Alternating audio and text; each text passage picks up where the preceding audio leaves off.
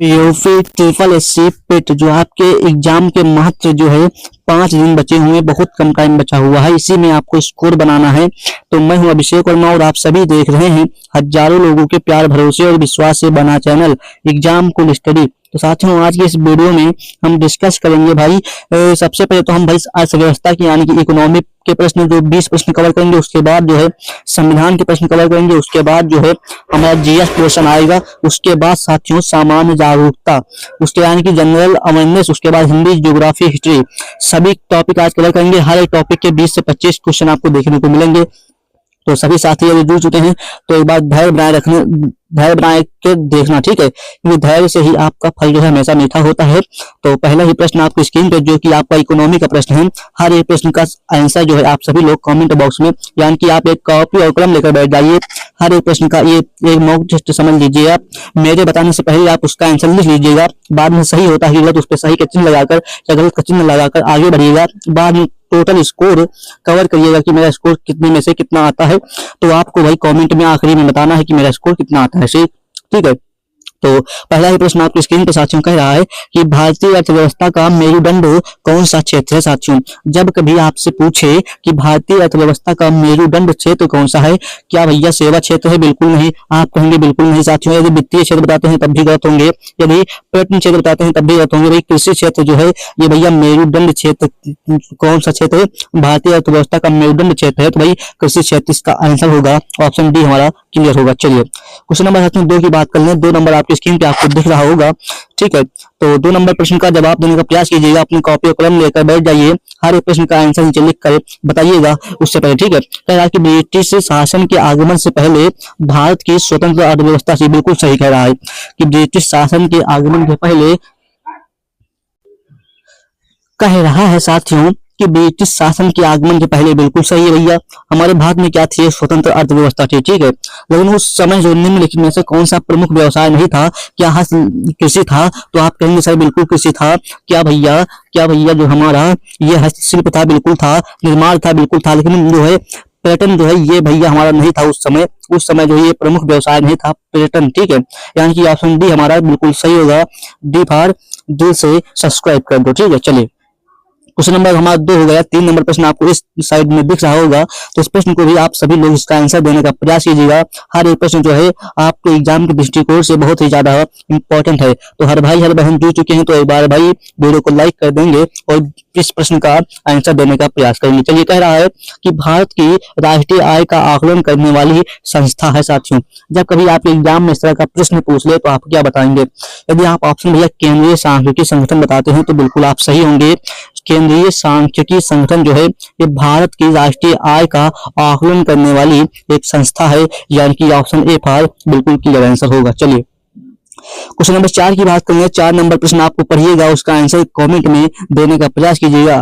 थोड़ा सा इसको हम जूम कर देते हैं, अब दिख रहा होगा, मुझे आपसे यही उम्मीद है, ठीक। चलिए कह रहा है कि भारत की पंचवर्षीय योजना प्रणाली को रूस से अपनाया गया। बिल्कुल सही है भाई कि भैया पंचवर्षीय योजना को, भारत की जो पंचवर्षीय योजना है उसको हमने रूस से अपनाया। बात बिल्कुल सही कह रहा है, लेकिन उसी रूसी नेता का क्या नाम है जिसने पहली बार रूस में पंचवर्षीय योजना दृष्टिकोण को लागू किया?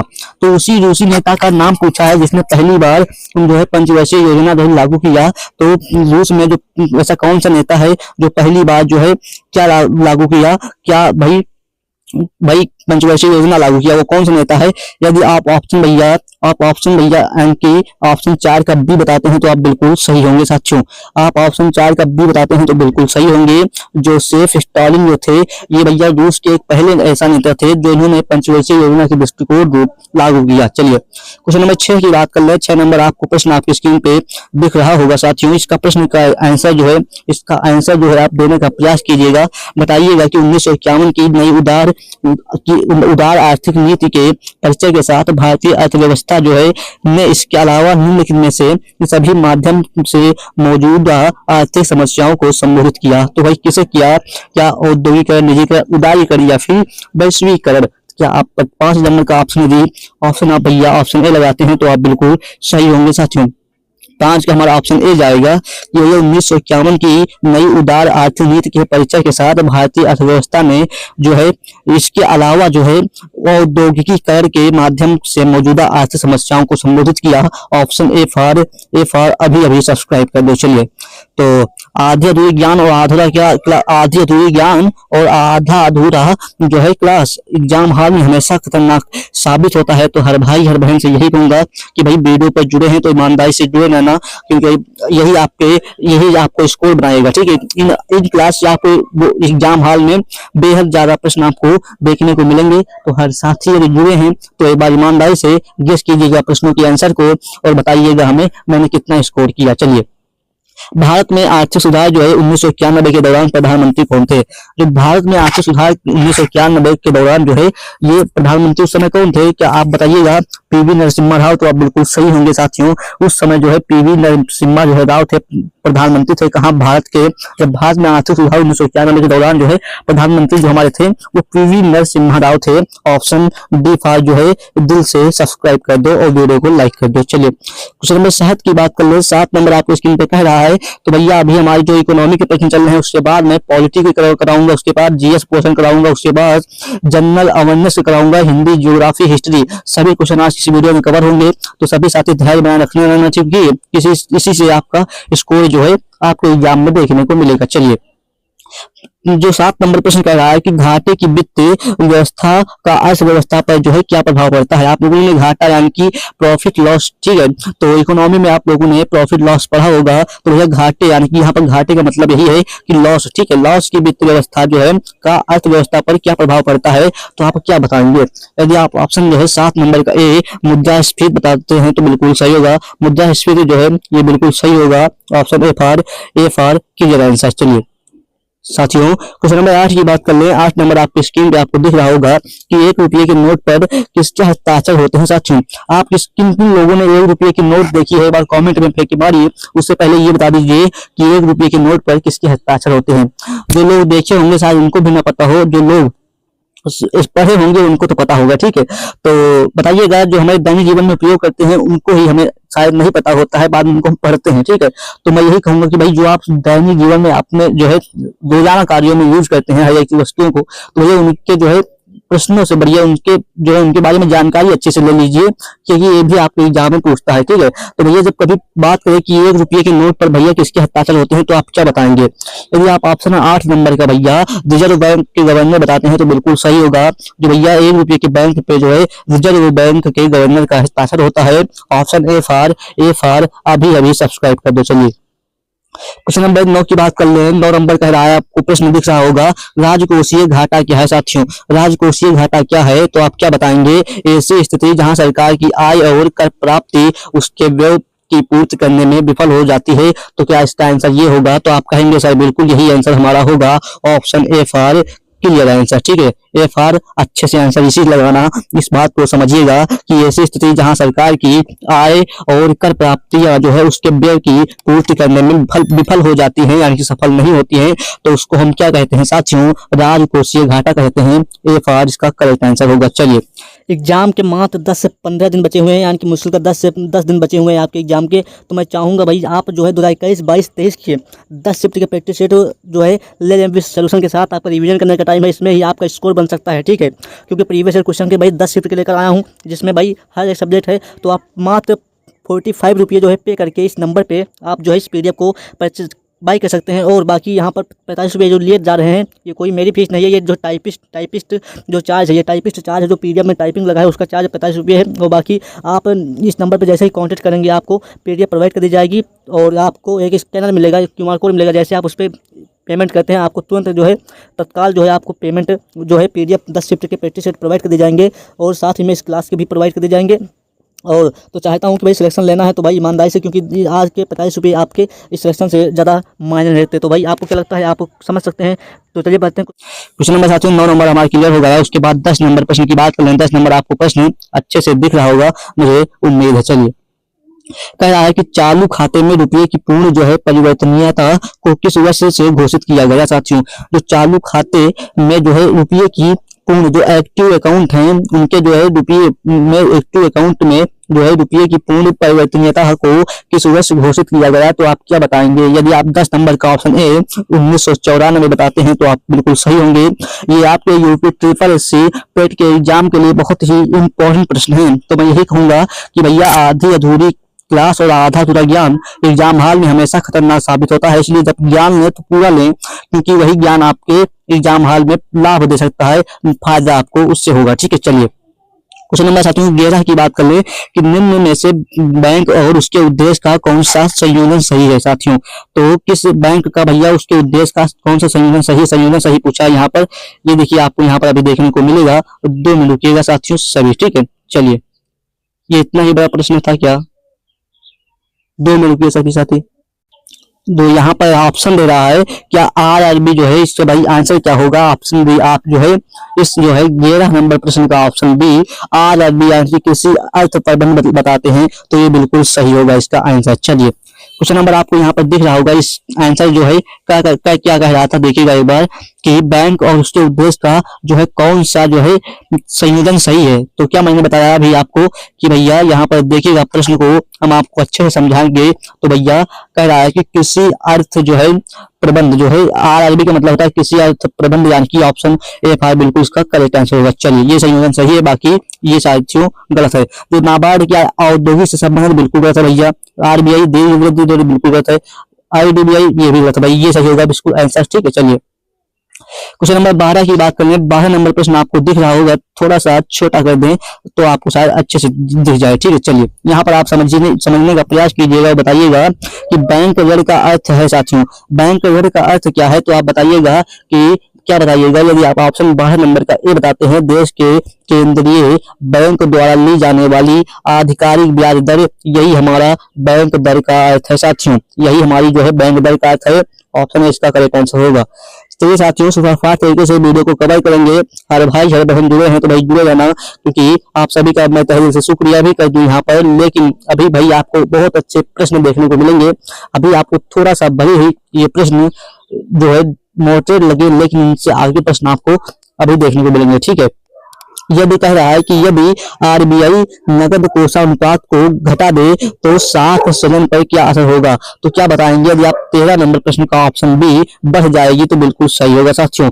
यदि आरबीआई नकद कोषानुपात को घटा दे तो साख सजन जो है ये बढ़ जाएगी, ऑप्शन बी फॉर बिल्कुल सही आंसर। चलिए क्वेश्चन नंबर साथियों 14 नंबर प्रश्न का रहा। 14 नंबर प्रश्न को देखिएगा, कहा कि नाबार्ड का विस्तृत रूप क्या है साथियों। नाबार्ड का जो है फुल फॉर्म पूछा है यहाँ पर, तो फुल फॉर्म बताइएगा नाबार्ड का। तो यदि नाबार्ड का जो है फुल फॉर्म पूछे तो national bank for agriculture and rural development. ठीक है, तो एन फॉर जो है नेशनल, ए नेशनल और bank for agriculture and rural development, यानी कि ऑप्शन बी फॉर बिल्कुल सही आंसर हो जाएगा। चलिए क्वेश्चन नंबर 15 की बात करेंगे। 15 नंबर आपको स्क्रीन पर दिख रहा होगा, तो आप बताइएगा इसका आंसर क्या होगा कि भारत में बैंकिंग लोकपाल के बारे में कौन सा कथन सही है, जो कि आपको यूपी ट्रिपल एससी पेट के एग्जाम के दृष्टिकोण से बेहद ज्यादा इंपॉर्टेंट है। तो बताइएगा इसका आंसर। थोड़ा सा जूम आउट कर देते हैं, अब शायद आपको अच्छे से दिख रहा होगा। चलिए तो बताइएगा इसका प्रश्न का आंसर क्या होगा साथियों।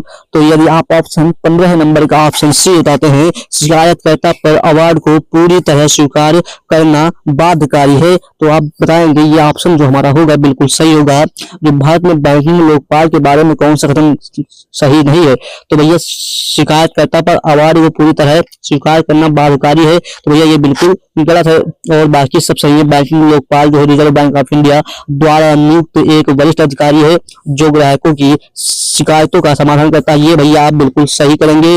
और केवल सार्वजनिक क्षेत्र के बैंक बैंकिंग लोकपाल योजना के अंतर्गत आते हैं, बिल्कुल सही करेंगे। लेकिन हमारा जो ये ऑप्शन होगा ये बिल्कुल गलत होगा, यानी कि आप सी फाइव कहो ना कि आपकी वीडियो अच्छी है, कहो ना आपकी वीडियो अच्छी है। चलिए क्वेश्चन नंबर 16 की बात कर लें। हमारे 15 क्वेश्चन कंप्लीट हो गए, 16 नंबर आपको आपके स्क्रीन पे अच्छे से दिख रहा होगा। चलिए यह प्रश्न आपको आपकी स्क्रीन पे अच्छे से दिख रहा होगा। बताइएगा इस प्रश्न को कि भैया किस वर्ष जो है भारत में बैंकों का राष्ट्रीयकरण किया गया था। भैया बैंकों का राष्ट्रीयकरण जो है ये भारत में किस वर्ष किया गया था।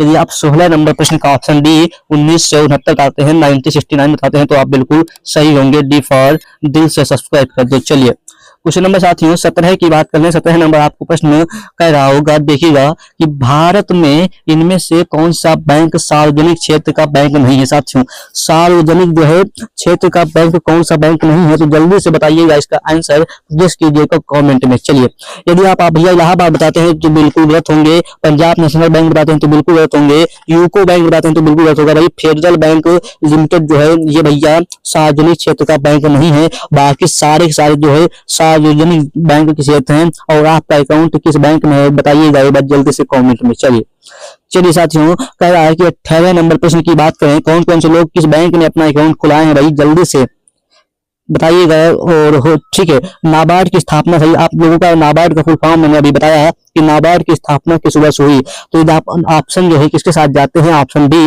1982 बताते हैं तो आप बिल्कुल सही होंगे। जो नाबार्ड की स्थापना हुई वो सन 1982 में हुई नाबार्ड की स्थापना। चलिए, नाबार्ड अच्छे से पढ़ लेना, इससे आपके प्रश्न आपके बनने तय है। चलिए, आरबीआई की जब स्थापना हुई तब इसका जो है केंद्रीय कार्यकाल में स्थित था, तो कहाँ स्थित था भैया? जब आरबीआई की स्थापना हुई तो इसका जो है केंद्रीय जो है कार्यकाल ये का क्या जो है बेंगलुरु में स्थित था, तो आप कहेंगे बिल्कुल गलत, नहीं बेंगलुरु में स्थित नहीं था, पुणे में भाई बिल्कुल स्थित नहीं था। पुणे में जो है नेशनल डिफेंस अकेडमी का मुख्यालय स्थित है। बाकी कोलकाता में भैया आरबीआई का जो है जब स्थापना हुई तब इसका जो केंद्रीय कार्यकाल था वो कोलकाता में स्थित था। ऑप्शन सी पार कहो ना वीडियो आपकी अच्छी है। चलिए, कहो ना वीडियो आपकी अच्छी है, सिफार क्लियर आंसर। चलिए, क्वेश्चन नंबर 20 की बात कर लें। 20 नंबर आपको दिख रहा होगा, इकोनॉमी का आखिरी प्रश्न है, उसके बाद हम जो है बात करेंगे पॉलिटी के प्रश्नों की, उसके बाद जीएस के प्रश्नों की, उसके बाद सामान्य जागरूकता यानी कि जनरल अवेयरनेस, हिंदी, ज्योग्राफी और हिस्ट्री के क्वेश्चन कवर करेंगे। तो इस प्रश्न को जान लीजिए कि भारतीय मुद्रा में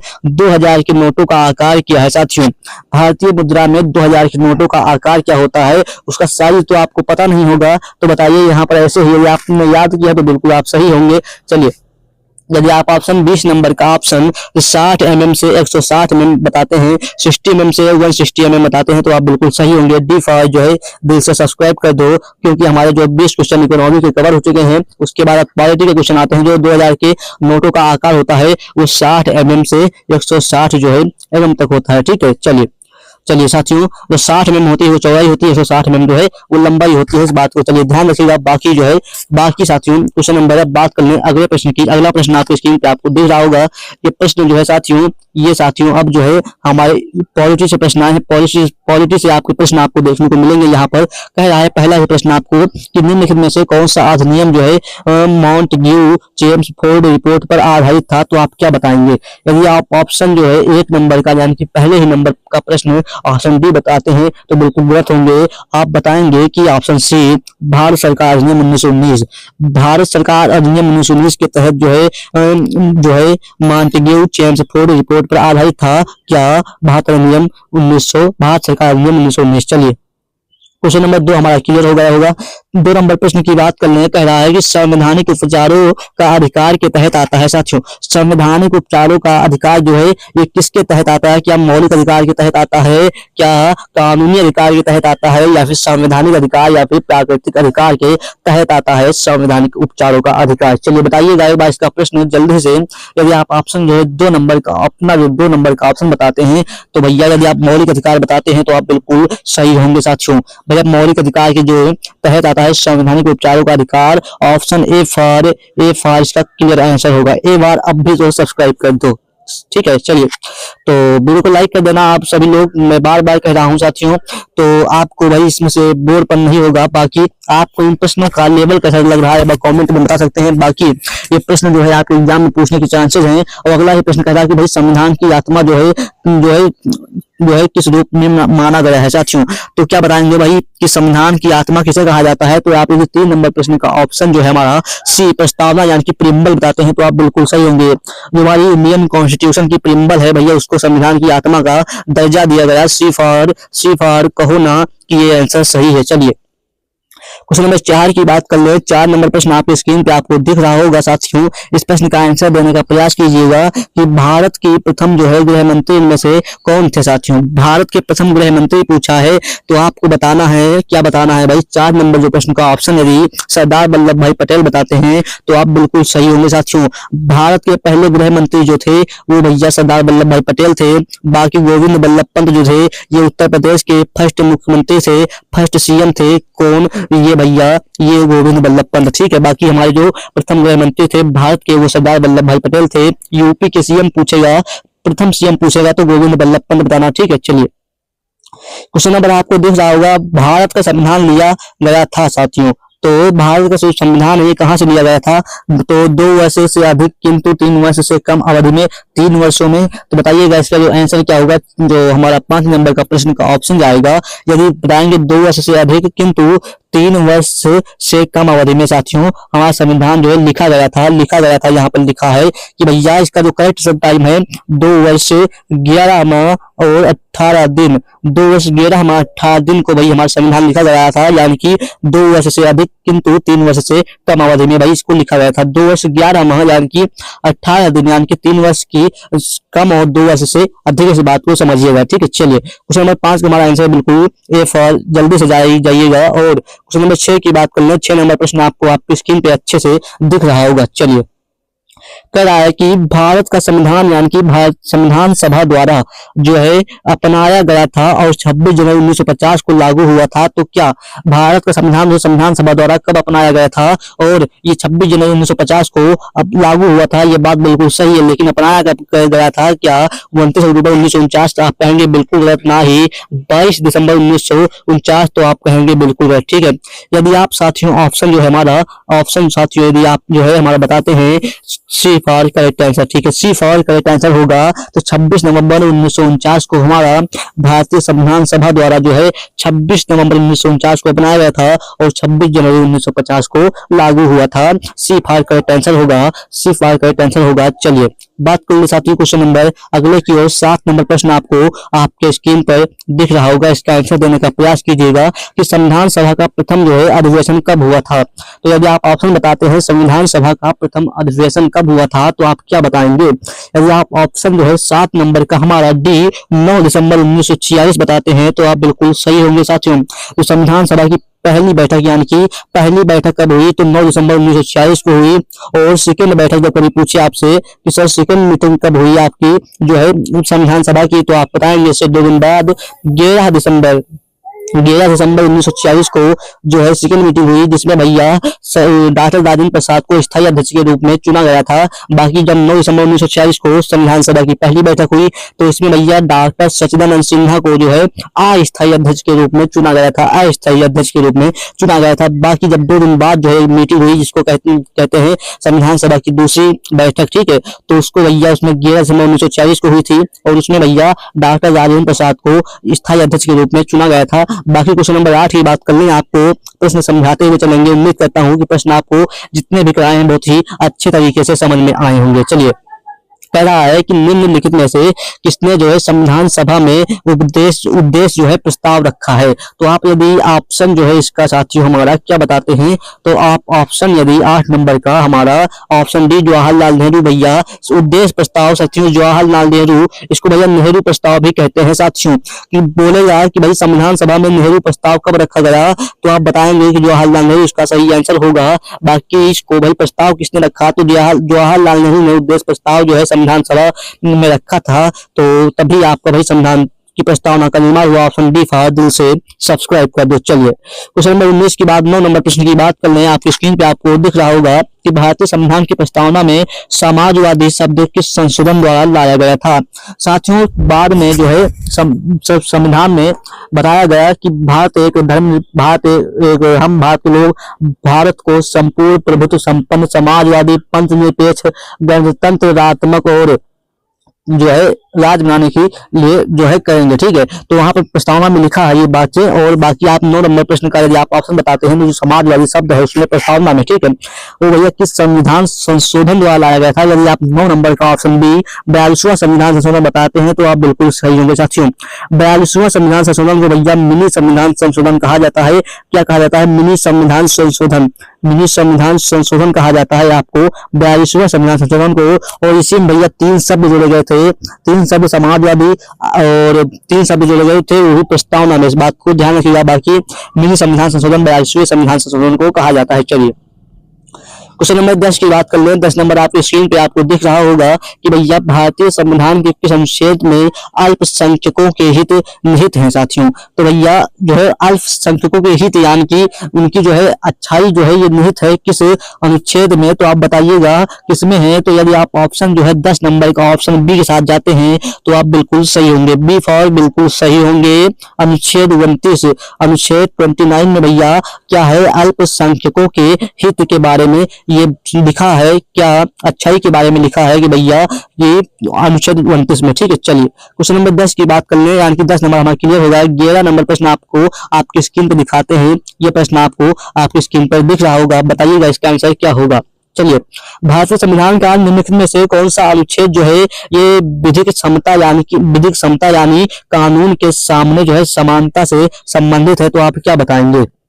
यदि आप ऑप्शन जो है हमारा 11 नंबर प्रश्न का क्या बताते हैं, 11 नंबर प्रश्न का ऑप्शन है 14 बताते हैं, तो भैया जो हमारे जो है अनुच्छेद 14 में ये विधिक समता यानी कानून के सामने समानता से संबंधित जो अधिकार है वो अनुच्छेद 14 में निहित है। Option A for. अभी से सब्सक्राइब कर दो जिससे कि आने वाली वीडियो सबसे पहले आपके पास पहुंचे और आप यूपी ट्रिपल एससी पेट एग्जाम में एक अच्छा स्कोर फतह कर पाए। बाकी आपके साथ एग्जाम कुल निरंतर प्रयास करता है। आपकी जो शाम क्लास आती है वो 5:30 बजे आती है और सुबह क्लास जो है 6 बजे आती है। तो भैया जुड़ना मत भूलना। और सभी साथी एक बार 12 नंबर प्रश्न का ऑप्शन बताएंगे, उससे पहले भाई कितना गेस किया आप बताइएगा जल्दी से। तो भारतीय संविधान के अनुच्छेद जो है 5 से 11 निम्नलिखित में से किस पहलू से संबंधित है साथियों। भारतीय संविधान के अनुच्छेद जो है 5 से 11 जो है ये किस पहलू से संबंधित है, तो आप क्या बताएंगे। यदि आप ऑप्शन जो है हमारा 12 नंबर का ऑप्शन है भारत की नागरिकता बताते हैं तो बिल्कुल सही होगा साथियों। जो हमारे 5 से 11 तक प्रावधान है वो भारत की नागरिकता संबंधित प्रावधान है। और भारत की नागरिकता संबंधित प्रावधान किस अनुसूची में है, तो आप भाग में पूछे तो भाग 2 में आपका भैया भारत की नागरिकता संबंधित प्रावधान है। और भाग 2 का मतलब होता है कि आप लोगों ने जो है नाग का मतलब क्या होता है, नाग कफन कैसा होता है, नाग कफन में कैसा होता है, तो नाग कफन कुछ इस तरह होता है 2 की मॉडल। ठीक है, 2 का मतलब नाग का मतलब नागरिकता का प्रावधान किसमें है, भाग 2 में है। और किस अनुच्छेद में है, तो 5 से 11 अनुच्छेद में है। बाकी समझ सकते हैं आप अपने हिसाब से। ठीक है, चलिए क्वेश्चन नंबर 13 की बात कर लें। 13 नंबर प्रश्न आपको आपकी स्क्रीन पर दिख रहा होगा, बताइएगा इसका आंसर कि भारतीय संविधान का अनुच्छेद जो है 300A है यह निम्नलिखित में से किसकी गारंटी देता है साथियों। जो हमारा अनुच्छेद ये 200 है, ये 300A माफ कीजिएगा 300A है, ये निम्नलिखित में से किसकी गारंटी देता है, तो आप क्या बताएंगे। यदि आप ऑप्शन भैया 13 नंबर प्रश्न का ऑप्शन साथियों तो क्या बताते हैं कि भैया कोई व्यक्ति अपनी संपत्ति से वंचित नहीं रहेगा साथियों। ये हमारी जो है अनुच्छेद 300A में रहता है कि कोई व्यक्ति अपनी संपत्ति से वंचित नहीं रहेगा। Option C for. कहो ना कि ये वीडियो में मुझे अच्छा लग रहा है, ये वीडियो बहुत अच्छी है। ठीक है, कहो ना जल्दी से आप लोग। तो अनुच्छेद 300A में लिखा हुआ है कि कोई भी व्यक्ति अपनी संपत्ति से वंचित नहीं रहेगा। ये अनुच्छेद 300A में लिखा हुआ है, यानी कि सी फॉर बिल्कुल क्लियर आंसर होगा।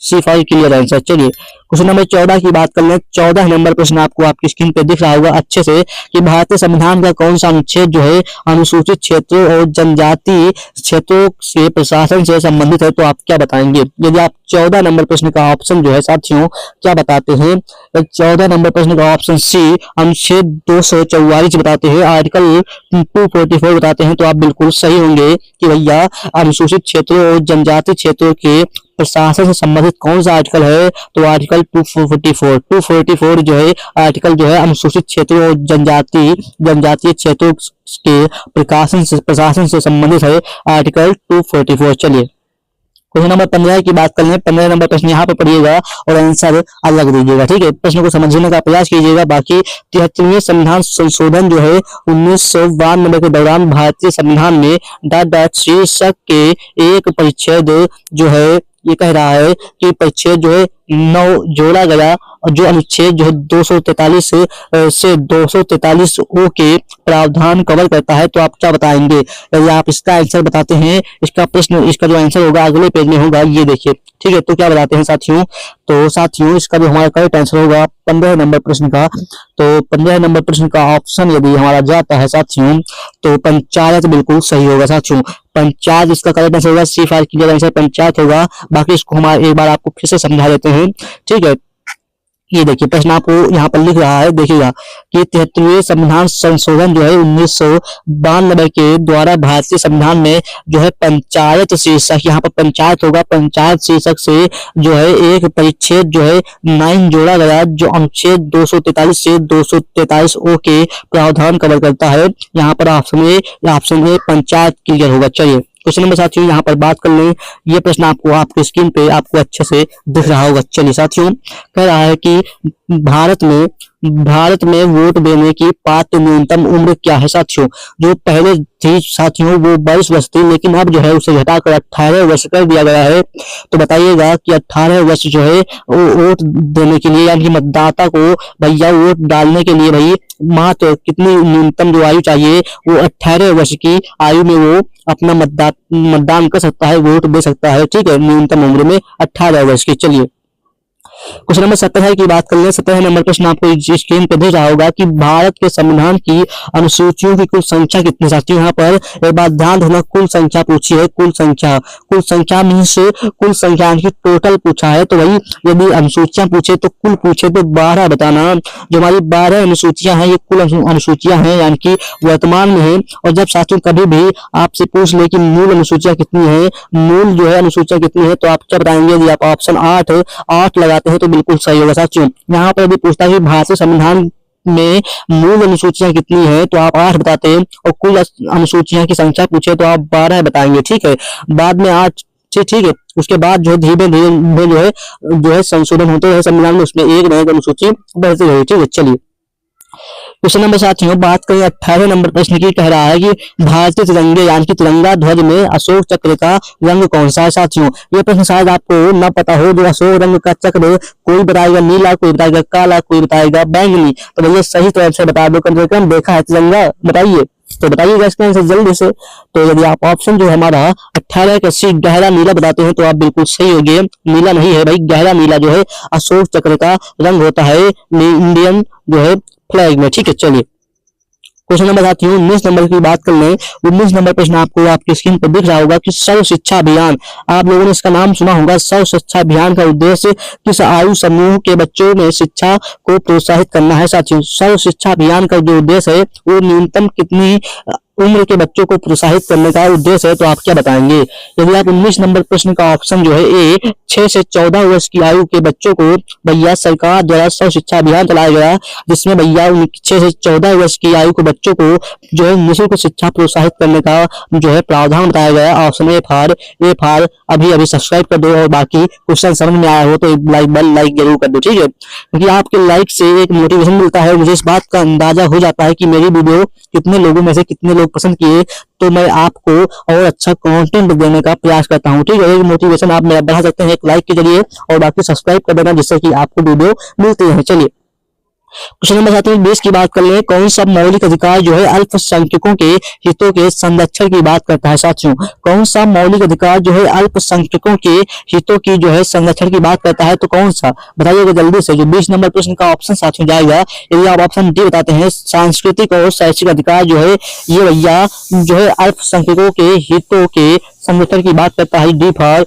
दिल से सब्सक्राइब कर दो बिना कहे। चलिए क्वेश्चन नंबर 20 हमारा क्लियर हो गया। आप बात करते हैं साथियों अगले, उससे पहले मैं आपको बता दूं जीएस के प्रश्न है। जीएस के प्रश्न आपके एग्जाम में देखने को मिलते हैं, तो जीएस के प्रश्न आप सभी देखेंगे। यहाँ पर थोड़ा सा जूम कर लेते हैं, ये देखिए, ठीक है। ये जीएस का प्रश्न पहला आपको स्क्रीन पे आपको दिख रहा होगा यहाँ पर, ठीक है। तो जीएस का प्रश्न आपको क्या कह रहा है कि आरबीसी का जीवन काल यानी कि लाल रक्त कणिकाओं का जीवन काल कितना होता है। मैंने अगली वीडियो में बताया था इसका, तो जल्दी से आप बिना आंख मूंद कर बताइएगा कि भैया 120 दिन जो होता है ये आरबीसी का जीवन काल होता है, 120 दिन, ठीक है। चलिए क्वेश्चन नंबर साथियों 2 नंबर का जीएस के प्रश्न कवर करेंगे, जनरल साइंस के प्रश्न कवर करेंगे, उसके बाद जनरल अवेयरनेस के क्वेश्चन कवर करेंगे, हिंदी, ज्योग्राफी और हिस्ट्री के क्वेश्चन कवर करेंगे, ठीक है। चलिए कह रहा है कि हमारे भोजन आहार का प्रोटीन जो है घटक मुख्य रूप से किसके लिए उत्तरदायी है, तो आप क्या बताएंगे। यदि आप ऑप्शन 2 नंबर का सी बताते हैं वृद्धि और मरम्मत के लिए, तो आप बिल्कुल सही होंगे। वृद्धि और मरम्मत के लिए जो है हमारे भोजन आहार का प्रोटीन घटक जो है घटक मुख्य रूप से जो है किसके लिए उत्तरदायी है, तो वृद्धि और मरम्मत के लिए। सी फार कहो ना आपकी वीडियो अच्छी लगती है। चलिए 13 नंबर प्रश्न 3 नंबर प्रश्न की बात करें तो कहता है कि हीमोग्लोबिन नाम की लाल रक्त कोशिकाओं के अंदर का जो है प्रोटीन है, ठीक है, यह निम्नलिखित में से किसका वहन करता है, तो आप क्या बताएंगे ये किसका वहन करता है। तो यदि आप 3 नंबर प्रश्न का ऑप्शन साथियों हमारा ए बताते हैं ऑक्सीजन, तो बिल्कुल सही होगा साथियों।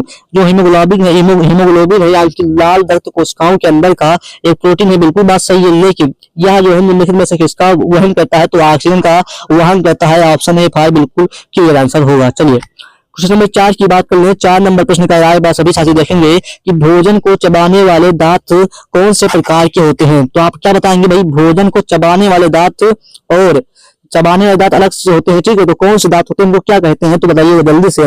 इस 4 नंबर प्रश्न का ऑप्शन जो हमारा ए चवनक बताते हैं, तो आप बिल्कुल सही होगा। चवनक जो है ये दांत जो है चबाने वाले होते हैं, चापा चबाने वाले चापा चवनक, आंसर ए बिल्कुल क्लियर होगा। चलिए क्वेश्चन नंबर बात की 5 नंबर कह रहा है आपको देख रहा है टाइलिन एंजाइम का संबंध साथियों। टाइलाइन एंजाइम का संबंध किससे है, यदि आप ऑप्शन 5 नंबर का हमारा साथियों क्या बताते हैं, 5 का ऑप्शन सी लार बताते हैं, तो आप बिल्कुल सही होंगे। तो टाइलिन एंजाइम का संबंध है वो हमारी लार से है, इस बात को ध्यान रखना। चलिए क्वेश्चन नंबर 3 हमारा क्लियर हो रहा है, उसके बाद 4 की बात कर ले। 4 नंबर का 5 क्लियर हुआ ना, 5 ओके। तो 5 नंबर का मैंने प्रश्न बताया कि 5 का सी बताया, तो बिल्कुल सही होगा। और 6 नंबर प्रश्न की बात कर ले। 6 नंबर आपको स्क्रीन पर दिख रहा होगा कि पीयूष ग्रंथि पाई जाती है साथियों। ये जो हमारी पीयूष ग्रंथि है ये कहाँ पाई जाती है, तो यदि आप मस्तिष्क के नीचे बताते हैं तो आप बिल्कुल सही होंगे।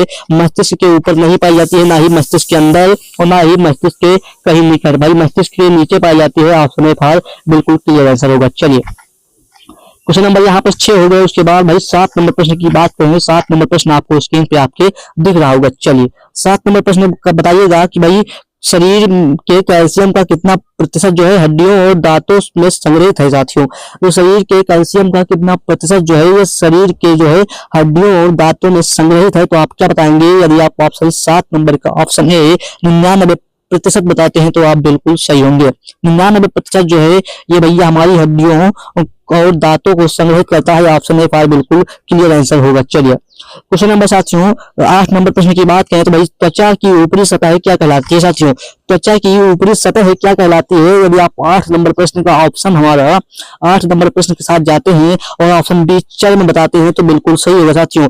जो त्वचा की ऊपरी जो है सतह होती है उसको हम कहते हैं चर्म, चर्म कहते हैं, यानी कि बी 5 बिल्कुल क्लियर आंसर। चलिए तो साथियों 9 नंबर प्रश्न की बात करने कह रहा है कि घेंघा जो है गाइटर यानी कि घेंघा यानी कि गाइटर रोग किसकी अल्पक्रियता के कारण होता है। तो यदि आप ऑप्शन जो है 9 नंबर का क्या बताते हैं, ऑप्शन 9 नंबर का यदि आप ऑप्शन साथियों आउटू ग्रंथि यानी कि थायराइड की ग्रंथि बात करते हैं, तो आप बिल्कुल सही होगा। जो घेंघा जो है यानी कि गाइटर रोग ये भैया किसकी अल्पक्रियता के कारण होता है, किसकी कमी से होता है, तो थायराइड की कमी से होता है। ऑप्शन ए फॉर अभी सब्सक्राइब कर दो, ठीक है। चलिए क्वेश्चन नंबर 10 की बात कर लें। 10 नंबर प्रश्न की कह रहा है देखिएगा सभी साथी कि विटामिन B3 नियासिन जो है यानी विटामिन B3 यानी कि इसका रसायन नाम है नियासिन है, ठीक है, की कमी से निम्नलिखित में से कौन सा रोग होता है साथियों।